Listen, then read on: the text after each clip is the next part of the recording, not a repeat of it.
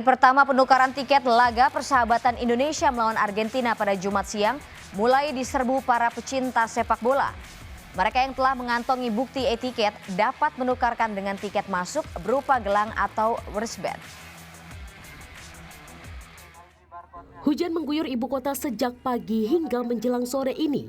Namun tak menyurutkan niat bagi para pecinta sepak bola untuk mendatangi loket penukaran tiket di Wisma Serbaguna GBK Senayan, Jakarta Pusat. Sejak Jumat siang, puluhan pecinta sepak bola yang tentunya sudah mengantongi tiket terus berdatangan untuk menukarkan e-tiket mereka dengan tiket masuk pertandingan persahabatan antara Indonesia melawan Argentina. E-tiket yang telah ditukar berupa tiket berbentuk gelang atau wristband yang tidak bisa dipalsukan.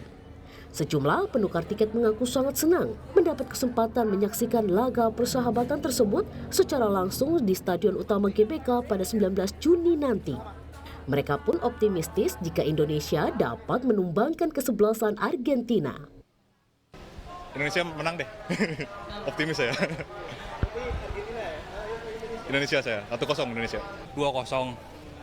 Tapi mustahil sih kalau 2-0 juga. Seri juga insya Allah kayak lawan Palestina bisa lah gitu. Kalau Messi nggak ada. Pada hari pertama penukaran tiket, panitia penyelenggara mengkhususkan bagi para pemegang tiket kategori 3. Loket penukaran dibuka mulai pukul 10 pagi hingga pukul 5 sore ini dengan disediakan 15 jalur antrean. Pada hari kedua, yakni pada 17 dan 18 Juni, penukaran untuk semua kategori tiket dan pada 19 Juni penukaran tiket khusus penonton dari luar Jabodetabek. Ferdian Syahmarlupi, Kompas TV, Jakarta.